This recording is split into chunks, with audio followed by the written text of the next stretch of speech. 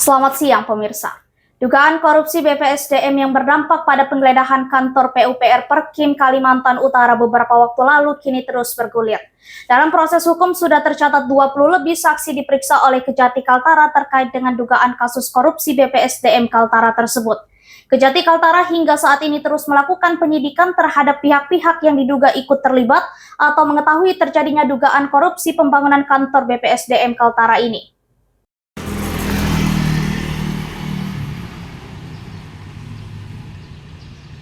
Kasus dugaan korupsi pembangunan kantor Balai Pengembangan Sumber Daya Manusia atau BPSDM Kaltara hingga saat ini masih bergulir di Kejaksaan Tinggi atau Kejati Kalimantan Utara. Jaksa yang mendampingi, Pak. Biasanya tuh ada yang melekat dulu. Kalau sekarang ada yang diatur, tapi dalam perkara ini nggak ada pendampingan. Sejak statusnya dinaikkan ke tahap penyidikan pada pertengahan Februari 2025 lalu, penyidik Kejati Kaltara hingga kini belum menetapkan tersangka. Terkait hal itu, Asisten Pidana Khusus atau Aspidsus Kejati Kaltara Nur Hadi Puspandoyo mengatakan proses penyidikan terus berjalan. Pihaknya saat ini masih menunggu hasil penghitungan kerugian negara yang dilakukan oleh tim ahli konstruksi. Setelah itu hasilnya kemudian diserahkan ke Badan Pengawasan Keuangan Pembangunan atau BPKP Kaltara untuk dikalkulasi kembali. Itu ada yang diatur, tapi dalam perkara ini nggak ada pendampingan.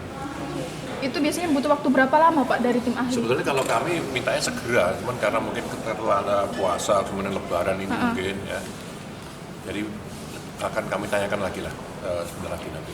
Ada batas waktu maksimal kah Pak? Misalkan 30 hari, 20 hari atau berapa? Nggak ada, cuman kita asasnya sederhana, cepat, ya ringan. Kita mau cepat-cepat supaya ada kepastian.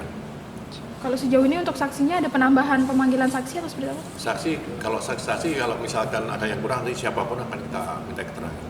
Sejauh ini ada terakhir berapa saksi yang sudah diperiksa? 20-an lebih lah. 20 lebih ya? 20-25 steril lah. Termasuk kepala dinas yang lama sebelumnya yang ini?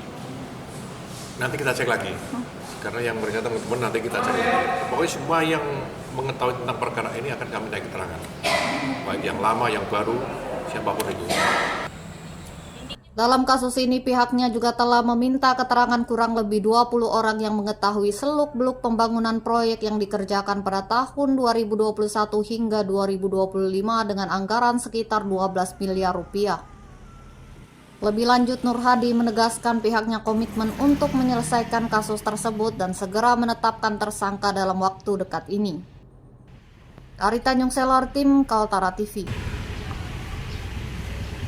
Penyimpangan. Jadi buat kami di sini ya, kita sudah dengan SOP ya.